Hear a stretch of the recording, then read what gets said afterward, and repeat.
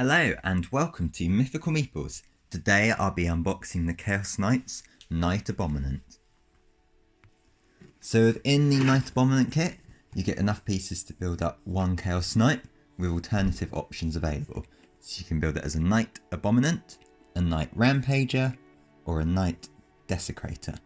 So you've got a melee option, a mix with a range and melee, or you've got the Psychic Knight here.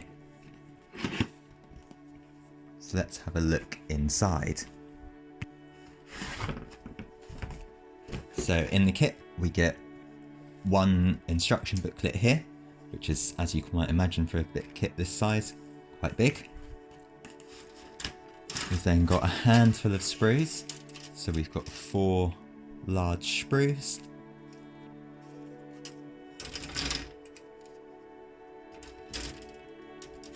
And then we've got a large oval base, and a transfer sheet for the Chaos Knights as well. So looking at this first, you can see we've got the different Knight households on here. So you've got sort of snakes mainly, featuring and blood drops, knives and some flames. And you've also got a lot of generic Chaos iconography. So you can see here you've got the Chaos Stars, and down the bottom here you've got lots of Chaos runes as well. So you've got a lot of freedom to sort of design your Chaos Knight how you'd like. Next up, we're going to look at the instruction booklet. So you can see in the front here, again, you've got the different options presented to you as the Abominant, the Desecrator and the Rampager. Got 170mm oval base, and you can see the 4 sprues here. So you start off with this one, building up the legs. So these are made up of quite a few different pieces. So this is for the Knight Abominant. Then you build up the tail. Again, you've got a few pieces for the tail. Assembling sort of the hip joint. And the armor pieces for the legs. Then once that's all done, you attach it to the base, and then you work on building up the torso. So there's a few pieces for this, and then you build up the different heads. So you've got quite a few different options for heads there. After that, you've got the tilting shield and the gun. And yeah, you can see the head options here. And then you just sort of working and building up the armor pieces for the top. Following this, you've got the gun.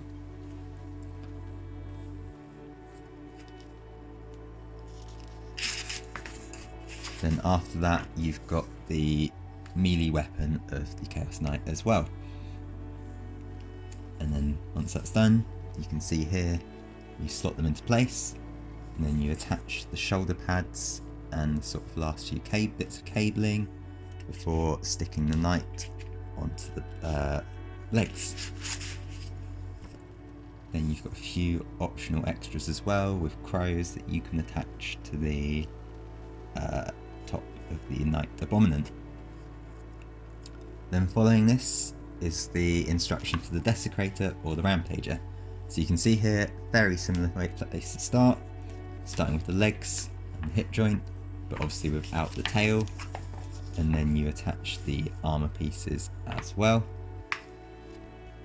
After this, you've got the torso, which again is very similar to the Knight Abominant, and then you're doing the armor pieces for the torso as well, and you've got your head options down the bottom here. And then you just got the different weapon arms that you can build up as well. So you can see here you've got the, I think it's the Laser Destructor it's called, and you build that here. But you've also got options for the claw and the chain blade as well. So you've got the arm pieces for the fist here and here. And then following it up, you've got options presented to you here as well. So you can either go claw or chain blade.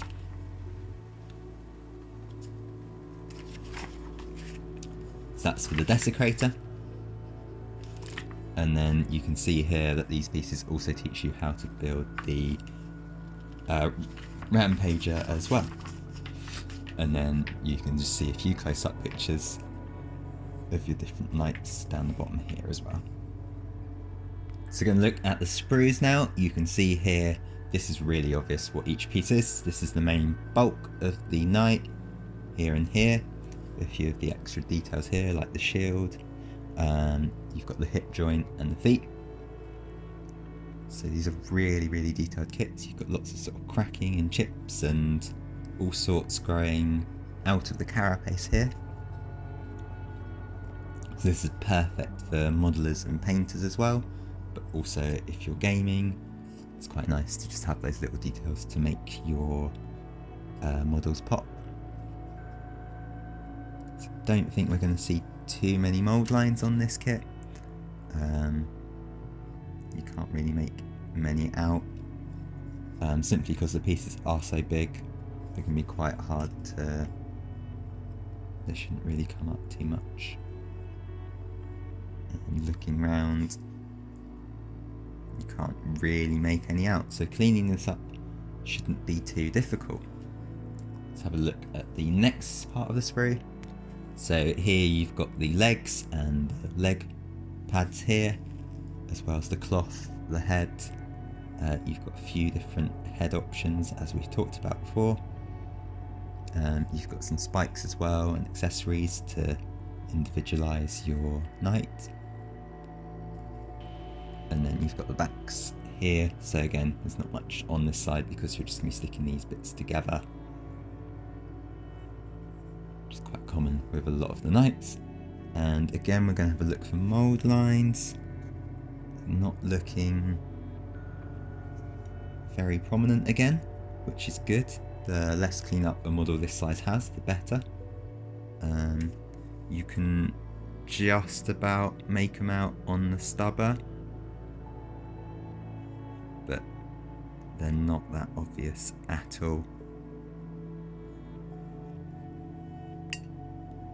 Third sprue is what I think of as the Rampager and Desecrator sprue. So this has got the weapon options for the Rampager and Desecrator. So you've got the fist here, you've got the chain blade here, got the Laser Destructor here, and again these are really, really detailed for such big kits. You can see all the little rivets in there, which are great for painters. But also you've got nice sort of creases for washes to go into as well.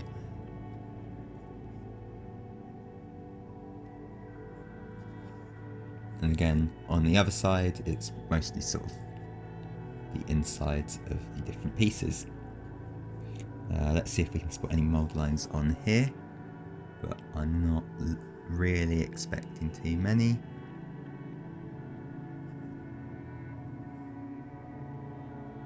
You can't really make out any mould lines, which is good. And then finally, we're going to take a look at the Abominant sprue. So this sprue's got the, it came with the, so the Desecrator and Rampager came out first, followed by the Abominant. So this is a completely different sprue to the rest of the kit.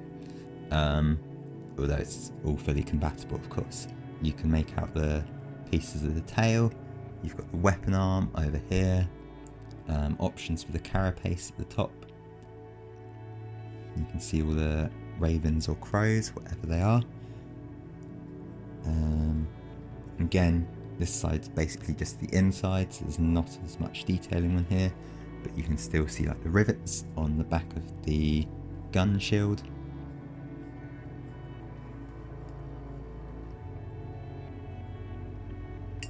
I'm really looking forward to assembling this one.